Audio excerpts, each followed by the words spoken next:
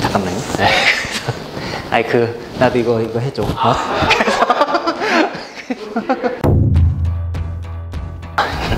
사실이냐고요? 네. 자, 고시촌에 오셔서 여러분들 아무나 붙잡고 물어보시면 될 것 같습니다. 자, 타 학원 관계자가 아닌 이상, 자, 이건 부정할 수 없는 사실입니다. 각 분야의 1등 선생님이 모두 계시면 우주 최강팀 아닌가요? 안녕하세요, 여러분. 네, 웰비스 한림법 학원의 자료해석자님 석치수입니다. 해석의 석, 다스릴 치, 숫자 수, 석치수입니다. 네, 저는 2009년 11월, 자, 그 당시 28살에 데뷔하였으나 횟수로는 지금 12년 차입니다. PSAT는 Public Service Aptitude Test의 약자로 공직 적격성 시험입니다.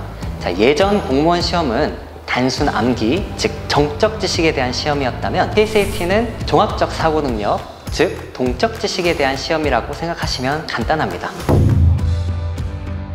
자료 해석은 자료를 수집하고 분석하며 이를 정리하고 결과로부터 정보를 추론해낼 수 있는 능력을 측정합니다. 자, 뭐 간단하게 정리를 하면 표를 읽고 그냥 해석하는 이제 그런 과목입니다.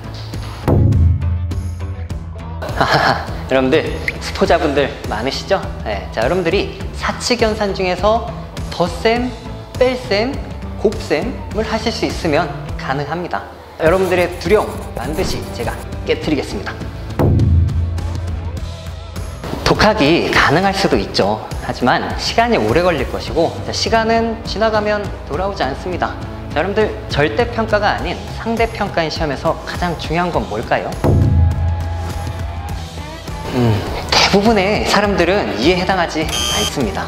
자, 여러분들 PSAT 시험을 잘 보기 위해서는 PSAT에서 요구하는 사고방식을 자연스럽게 체화해야 합니다. 자, PSAT 시험이 무서운 것이 뭔지 아세요? 자, 연습을 아무리 열심히 해도 막상 시험장에 가면 또 기존의 습관대로 문제를 푼다는 것입니다. 자, 이런 습관을 고치기 위해서는 3개월의 시간, 부족한 시간입니다. PSAT는 NCS 합격에 도움이 되지만 NCS는 PSAT 합격에 도움이 되지 않는다 라고 이제 정리를 할 수 있습니다.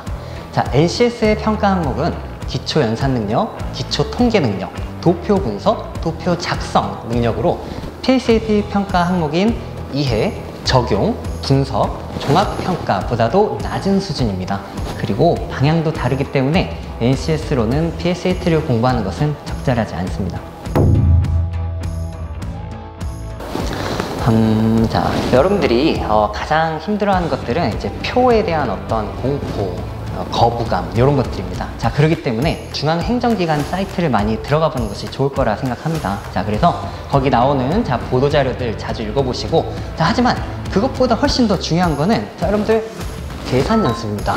계산 연습. 자, 그리고 민간영역자 기출을 한번 풀어보시고요. 아주 혹시 여러분들이 조금 더 오국공채를 풀어보고 싶다. 자, 그렇다면 제가 추천드리는 연도는 다음에 4개년입니다. 자, 2010년, 2013년, 2017년, 그 다음에 2020년 요 4개년 정도를 한번 풀어보시면 될 것 같습니다.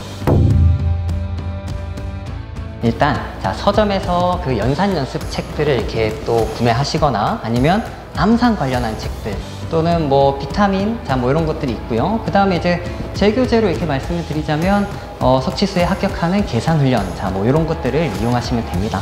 자, 너무 처음 시작부터 빡빡하게 이렇게 하려고 하지 말고 자, 일단 여러분들 서점에 가셔서 자기가 가장 마음에 드는 교재를 딱 하나 고르셔서 시작하시면 됩니다.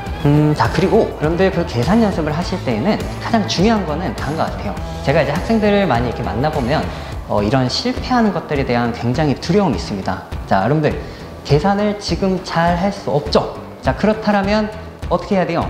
많이 써보셔야 됩니다. 맞죠? 자, 굉장히 많은 시도를 해보고 자, 일단 여러분들 많이 써보시면 나중에 암산도 자연스럽게 될 겁니다.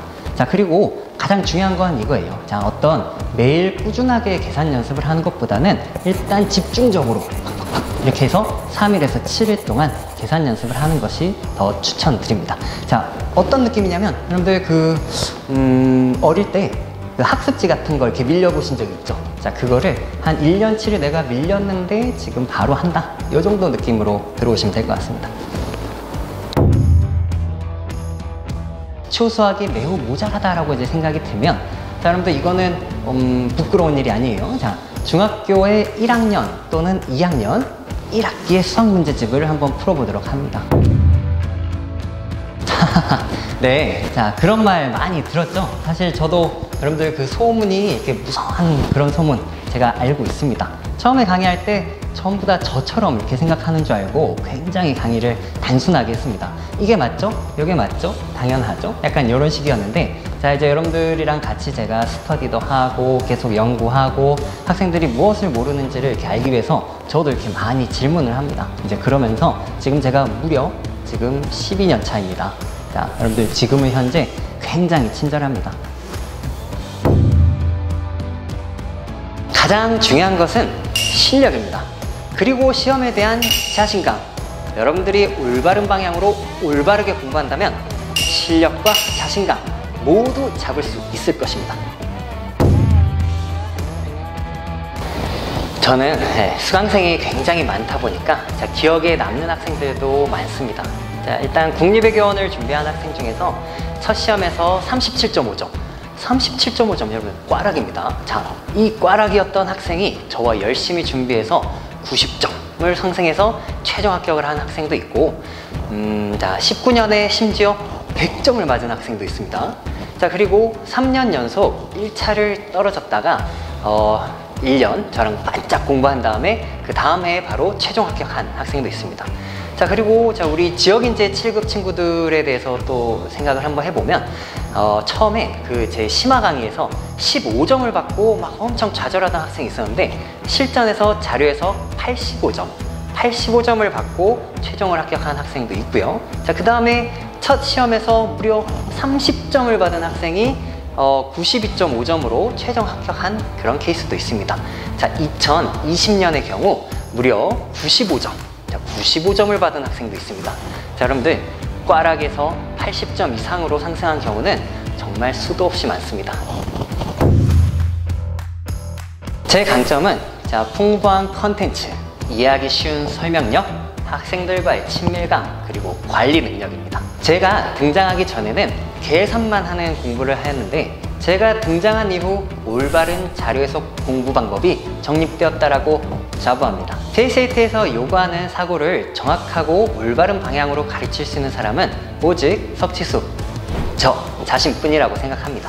사고의 기초부터 응용 및 사고의 확장까지 할 수 있는 유일한 강사라고 생각합니다. 자, 끊임없는 연구로 신유형을 개발하고 있고, 제가 개발한 신유형은 얼마 지나지 않아 실제 시험에 등장합니다. 자료 해석에서는 소재만 적중하는 것은 의미가 없고 문제를 해결하는 사고방식을 적중해야 됩니다. 그것이 저의 가장 큰 장점입니다. 여러분, 미래를 위해 공부하고 있지만 많이 불안하시죠? 이런 말이 있습니다. 자, 불안 없이는 성장도 없다. 하지만 여러분, 과도한 불안은 자신을 망칩니다. 자, 5급 공채에서 검증된 자료 해석의 올바른 사고, 저 석치수와 함께 하시면 됩니다. 제가 항상 외치는 캐치프레이즈가 있는데 알려드리겠습니다. 자료 해석으로 합격. 자, 한번 같이 해볼까요? 자료 해석으로 합격!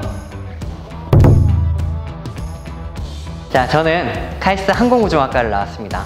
혹시 아실지 모르겠는데 MBC 신입사원의 오승훈 아나운서 제 동기입니다. 그리고 동아리는 이박터라는 연극 동아리를 했습니다. 대학 다닐 때 공연은 무려 8번이나 하였고요. 제가 카이스트 동아리연합회 예술군과장을 맡기도 했습니다. 네, 사랑하는 아내와 아들이 셋 있습니다. 제 아내는 애국자입니다. 여러분들도 나중에 애기 많이 낳으세요. LA 갈비, 햄버거, 피자, 좋아하는 음식이요? 네, 싫어하는 게 없습니다. 가족들이랑 노는 것과 그 다음 노래 듣는 거, 부르는 거, 걷기, 볼링, 제일 좋아하는 취미는 사실 수다 떨기입니다. 발 사이즈요? 네, 발 사이즈는 280mm입니다. 네. ESTP입니다. 자, 모험을 즐기는 사업가로 표현하던데 공감합니다. 자, 시험 공부도 모험을 즐기듯이 하면 더 재밌지 않을까요? 네. ESTP는 강사라는 직업에도 적합한 성격인 것 같습니다. 제가 며칠 전에 인터넷에서 본 글이 있는데 ESTP 유형이 절대 하지 않을 말이 그거 못하겠는데요? 라고 하였습니다. 정말 공감합니다. 여러분들 혹시 ESTP에서 가장 유명한 사람 아세요? 트럼프 대통령입니다.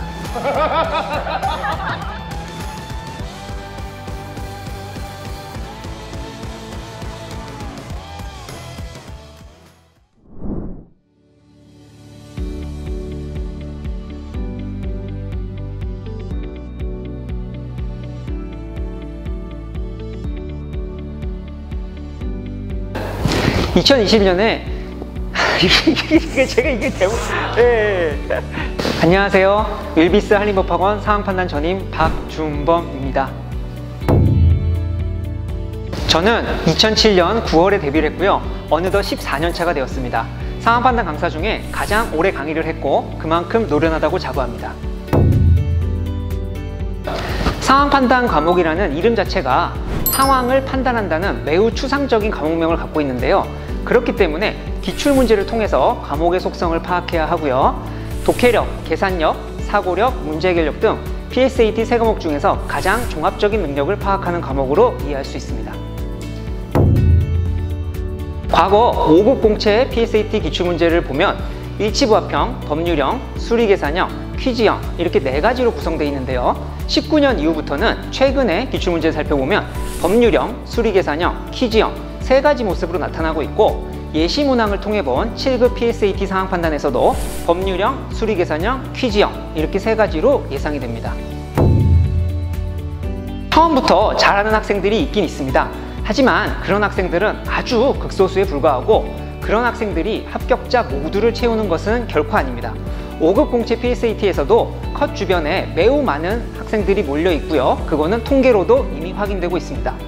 처음 도입 당시에 커트라인은 60점 중후반이었는데요. 그러나 17년 재경직 같은 경우에는 무려 84.2점이 컷라인으로 나타났고 타고난 거라서 만약에 올릴 수 없다면 이는 말이 안 되겠죠.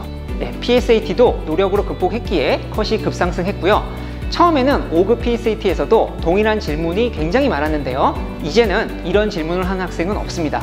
어떻게 올릴지를 물어봅니다. 일반적인 공부는 이해, 정리, 암기 이렇게 3단계로 구성이 된다고 볼 수 있는데요. PSAT는 분석, 전략, 체화 이렇게 3단계로 구성이 됩니다. 따라서 PSAT은 공부가 아니라 훈련에 가깝다고 이해하셔야 되고요. 시험이 아니라 시합이라고 생각하셔야 합니다. 각각의 여러분들이 국가대표가 되어서 올림픽에 출전한다는 느낌으로 접근하셔야 하고요. 그렇기 때문에 선 기출풀이를 통해서 분석을 하고 전략을 만든 다음에 후 훈련을 통해서 체화를 하시는 걸로 이해하셔야 합니다. 현재 7급 공채 PSAT 기출문제라고 하면 예시문항 단 4문제밖에 없습니다. 그렇기 때문에 이것만 갖고 여러분들이 공부하실 수는 없고요. 그 유형을 살펴보면 법률형, 퀴즈형은 분명히 포함될 것으로 예상이 되기 때문에 박준범이 합격하는 법률 특강 그리고 박준범이 합격하는 퀴즈 특강을 통해서 미리 공부를 해두신다면 충분히 대비하실 수 있을 것입니다. 첫 번째, 25문제 전체 운영 전략, 즉 60분 동안 25문제를 어떻게 운영할 것인지 그리고 한 문제 내에서 어떤 운영 전략을 갖고 임할 것인지 이게 첫 번째로 가장 중요하고요. 두 번째로 PSAT 고득점자의 공통점을 제가 소개해 드릴 수가 있는데 하나는 탄탄한 기본기, 여기서 기본기를 하면 독해력과 계산력, 문제 해결력 이런 것들을 가리키고요. 두 번째, 효과적인 선택지 처리 방법, 즉 효율적으로 보기를 어떻게 처리할 수 있는가.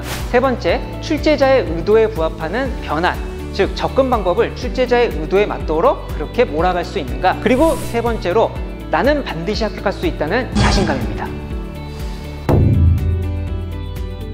제가 제주대에 특강을 간 적이 있는데요. 그때 토요일에 특강을 했었는데 그리고 그 다음 주 월요일에 바로 서울로 올라와서 학원을 다녔던 학생이 있습니다. 그 학생은 수험 기간은 9개월이었고요. 지역인재 7급에서 최종적으로 합격을 했고 그 학생이 굉장히 좋은 장점으로 보여줬던 거는 첫 번째, 이렇게 바로 올라와서 공부를 했었던 추진력, 그리고 두 번째로 제가 가르쳐 드렸던 거를 그대로 다 흡수해서 시험장에서 유감없이 발휘했던 흡수력, 이 두 가지 장점이 굉장히 기억에 남는 학생이었습니다. 저의 강점은 첫째, 전체 운영 전략, 그리고 성구안, 그리고 선택지 처리 방법 등 실제 점수 향상으로 이어지는 실전적인 강의 체계 및 내용이 저의 강점이고요. 두 번째로 실제 PSAT에 가장 부합하다고 13년간 호평받은 고퀄리티 모의고사가 제 강점입니다. 2021년에 7급 공채에 PSAT가 도입되면서 많은 수험생 여러분들이 불안해하고 궁금해하실 텐데요. 상황 판단은 저 박준범을 믿고 따라오신다면 비판적인 시각, 출제자의 시각, 고득점제의 시각을 바탕으로 상황 판단에서 실질적인 점수 향상을 가질 수 있도록 해드리겠습니다. 저만 믿고 같이 해보시죠. 상황 판단은 박준범입니다. 저는 서울대학교 법학과를 졸업했고요. 법학과에서 농구 동아리를 했습니다. 아내하고 두 딸이 있는데요. 큰 딸은 6살, 둘째 딸은 9개월입니다. 언니가 요새 동생을 마구 굴리고 그래가지고 조금은 걱정이 됩니다. 저는 된장찌개를 정말 좋아하는데 일주일에 한 4번은 먹는 것 같습니다. 저는 저 길로 헬스를 다니고 있는데요. 그 이유는 수험생만큼 강사도 체력이 중요하기 때문에 체력 관리를 위해서 헬스를 하고 있고요. 또 매년 10여 곳 이상 대학을 특강을 나가는데 그럴 때 지방에 있는 대학에는 드라이브 한다는 기분으로 가고 있습니다. 저는 운동화는 280mm를 신고요. 구두는 275mm를 신습니다. 제 MBTI는 ISFJ인데요. 용감한 수호자고요. 이제는 여러분들의 상황 판단 수호자가 되겠습니다.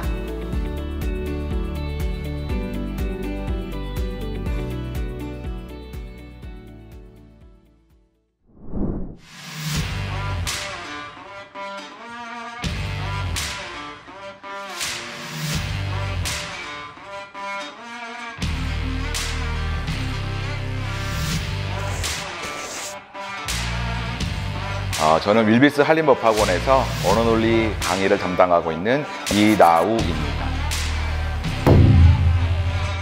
언어논리를 연구를 처음 시작한 거는 지금으로부터 약 13년 정도 됐고요. 그리고 실제 강의를 시작한 거는 이제 11년 정도 됐습니다. 네, 피셋은 기본적으로 공직자의 어떤 선발을 위해서 도입된 시험이고요.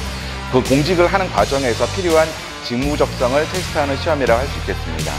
그 중에서 언어논리는요, 여러분들이 기본적인 어떤 능력이라 할 수 있는 어떤 텍스트를 읽고 이해하는 능력을 검증하는 그런 시험이라고 할 수 있겠습니다. 근데 단순하게 만약 암기하는 시험이었다면 시험을 준비하는 기간이라는 게 정말 중요한 변수라고 할 수 있겠습니다. 그런데 이 시험은 단순하게 무엇의 지식을 남기하는 그런 시험이 아니거든요. 그래서 여러분들이 올바른 방법을 가지고 충분한 어떤 연습을 하신다면 분명히 5급을 준비하시는 분들과도 경쟁을 해서 당당하게 합격하실 수 있을 거라고 저는 생각합니다.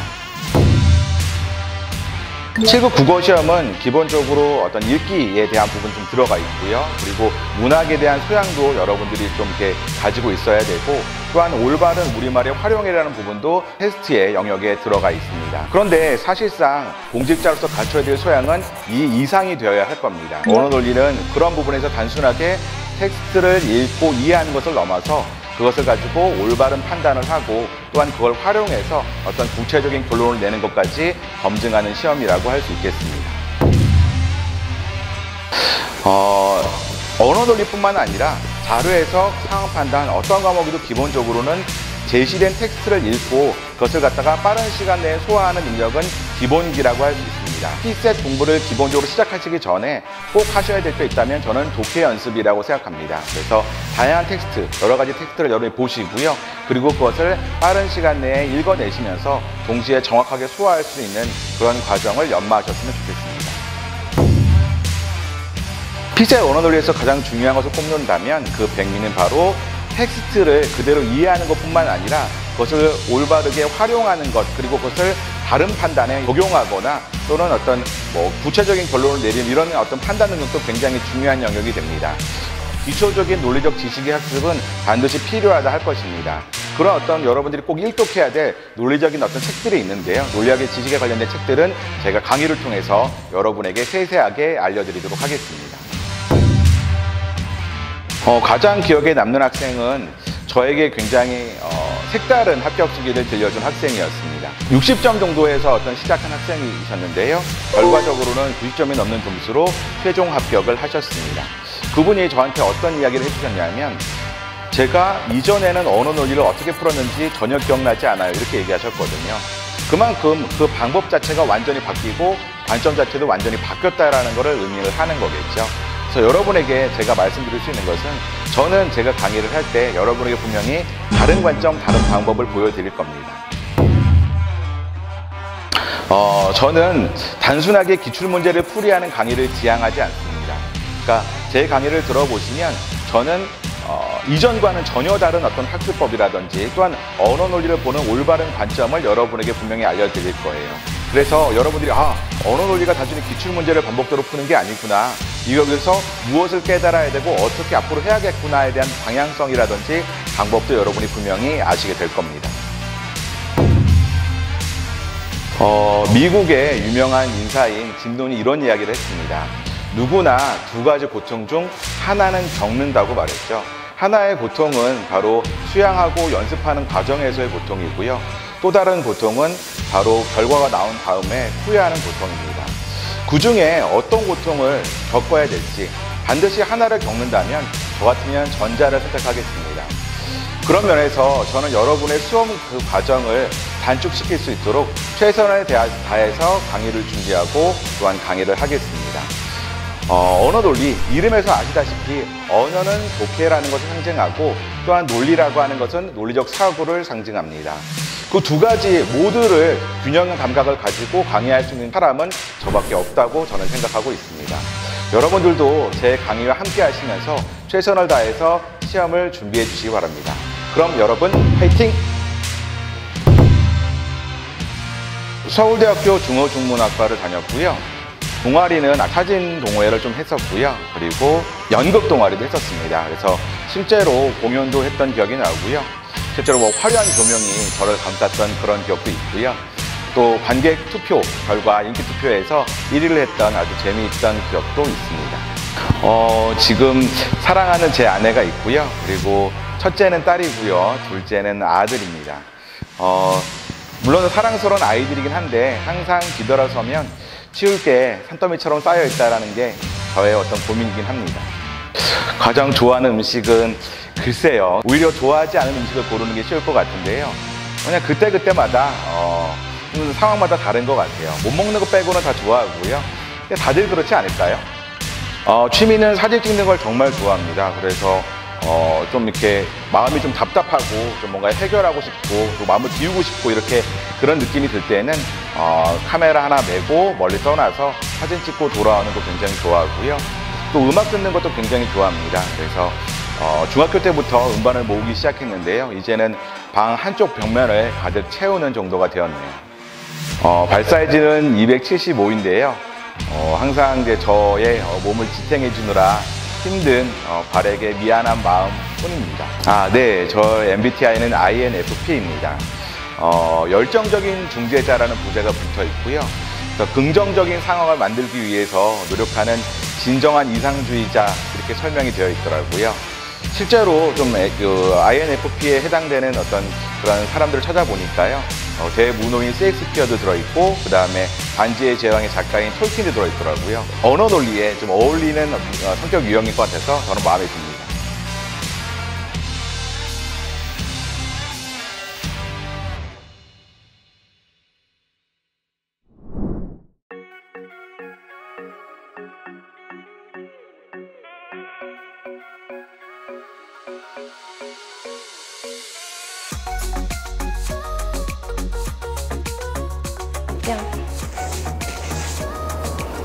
그냥 요 정도. 예. 안녕하세요. 반갑습니다. 저는 밀비스 한림법학원에서 언어 논리를 담당하고 있는 한승아라고 합니다.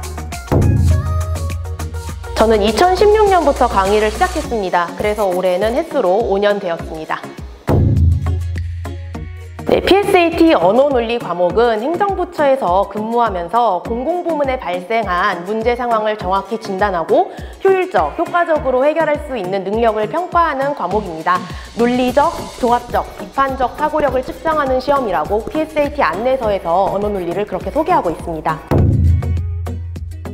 사실 PSAT 언어논리 과목에서 가장 중요한 것은 출제자가 원하는 바를 정확하게 짚어내는 것입니다. 그렇기 때문에 PSAT 언어논리 과목에서 출제자가 원하는 바를 정확하게 파악하지 못하는 사람이 못하는 시험일 뿐이지 내가 학벌이 좋지 않다라고 여기시는 분들이 못하는 것은 절대 아닙니다. 네, PSAT 언어논리 과목이 아무래도 외형적인 특징 때문에 수능 비문학 언어 지문 문제하고 동일한 시험이다라고 여기시는 분들이 많습니다. 그런데 일부분 도움이 되기는 합니다. 독해의 기본기를 다지는 정도로 도움이 된다라고 생각을 하시면 될 것 같습니다. 네, PSAT 기출문제는 매년 다른 특징을 가지고 있습니다. 그렇기 때문에 최근 4개년치 정도 시험 문제를 풀어보시는 것이 가장 좋습니다. 이렇게 최근 4개년치의 기출문제를 풀어보시면 내가 공부가 전혀 되어 있지 않은 상황에서 현재의 상황이 어떠한지, 내 상태가 어떠한지를 정확하게 판단할 수 있는 근거가 됩니다. 현재의 상황, 내 상태가 어떠한지를 판단할 수가 있는 그러한 자료가 준비가 된다면 앞으로의 수험 생활에서 내가 보완해야 하는 부분, 내가 공부를 해 나가야 하는 방향에 대해서 계획을 정확하게 세울 수가 있습니다. 일단 첫 번째로는 논리학이다라고 말씀을 드리고 싶습니다. PSAT 언어논리를 준비하시는 분들이라면 기초 논리학 학문의 이론은 공부를 해 두셔야 합니다. 그리고 두 번째로는 출제자의 의도를 파악하는 능력. 공부를 열심히 하셨다라고 하더라도 기출 문제에서 출제자가 의도하는 능력이 무엇인지를 정확하게 파악하시지 못하는 경우에는 점으로 이어지지가 않습니다. 그렇기 때문에 출제자의 의도를 파악하는 능력도 굉장히 중요하다라고 말씀을 드리고 싶습니다. 한 2명 정도 학생이 기억이 남습니다. 작년 시험이 굉장히 어려웠어요. 2019년도 시험이 굉장히 어려웠는데 상황상 지방에서 서울로 왔다 갔다 하면서 공부를 하는 친구가 있었습니다. 그런데 그 친구가 자신이 준비를 하는 직렬에서 최종적으로 2등이라는 성적으로 합격을 했다라는 소식을 듣고 굉장히 기뻤습니다. 그리고 두 번째로 또 기억이 남는 학생은요. 2018년도부터 제 강의를 계속 꾸준하게 수강을 해줬었던 친구인데요. 2019년도 시험에서 좀 좋지 않은 그러한 결과를 얻었습니다. 그래서 같이 심기일전해서 2020년 시험을 열심히 준비를 했는데요. 그 친구가 자칭 독해 바보거든요. 그런데 자칭 독해 바보라고 하는 그 친구가 이번 시험에서 20점을 끌어올려서 굉장히 뿌듯하고 보람을 많이 느꼈습니다. 저는 2009년부터 시험을 보기 시작했습니다. 그래서 저 역시도 수험생 출신이라는 점 때문에 평소에 어떻게 대비를 해야 되는지, 그리고 그 대비한 내용을 어떻게 실전 시험장에서 연계를 해서 내가 풀어내야 되는지에 대한 전반적인 수험 적합적인 내용을 다뤄드릴 수가 있습니다. 두 번째는요, 제가 기출문제 유형을 세분화하고 명확하게 구분을 해서 분류를 한다라는 것입니다. 그리고 해당 문제에만 적용이 가능한 사후적인 문제풀이 방법을 지향합니다. 그래서 여러분들께 제가 알려드리는 시험 문제의 분석 방법들을 열심히 연습을 하시고 풀이 방법들을 열심히 연습을 하시면 시험장에 들어가셔서 처음 만나는 새로운 문제를 살펴보셨을 때 무리 없이 잘 해결을 해 나가실 수가 있습니다. 마지막으로는 2017년부터 2020년도까지 출제가 되었었던 5급 공채 언어논리 시험의 출제 경향 예상을 적중했다라는 것입니다. 다른 누구보다도 이 언어논리 시험에 대해서 제가 정확하게 분석을 할 수 있다라고 생각을 하고 있습니다. 그렇기 때문에 제가 제시해드리는 방법대로 열심히 따라오시면 분명 시험에 합격을 하실 수가 있을 거다라고 생각이 됩니다. 단연간 안정적으로 고득점을 유지할 수 있었던 비결, 저 한승아가 여러분과 함께하겠습니다. 저는 중앙대학교에서 심리학을 전공했습니다. 복수 전공이나 부전공은 하지 않았고요. 그리고 동아리는 중앙대학교 유일의 댄스 동아리 댄스포즈 출신입니다. 현재의 서식지 메이트는 남편입니다. 현재 자녀나 반려동물은 없습니다. 네, 저는 먹을 때의 생산성이 가장 떨어진다는 갑각류를 제일 좋아합니다. 요새 게임을 즐겨 하고 있습니다. 제가 요새 많이 하고 있는 게임은 오버워치인데요. 어제도 뚝배기를 여러 개 깨고 왔습니다. 그리고 또 저의 취미는 아무래도 제가 댄스 동아리 출신이다 보니까 가수들의 방송 안무를 보고 제가 그 안무를 카피하는 것, 그게 요새 제 취미입니다. 그래서 뭐 하나 정도만 보여드리자면 그냥 요 정도, 중앙대학교 댄스 동아리는 이 정도는 다 합니다. 네, 제 발 사이즈는 250mm입니다. 제 눈에 제 발이 너무 커서 오리발을 신은 것 같고 그래서 좀 징그러울 때가 있습니다. 저는 학부 때 심리검사 수업을 들은 적이 있습니다. 그래서 MBTI를 그 수업 시간에 배웠기 때문에 오염되어 버려서 MBTI 검사를 해보지 못했습니다.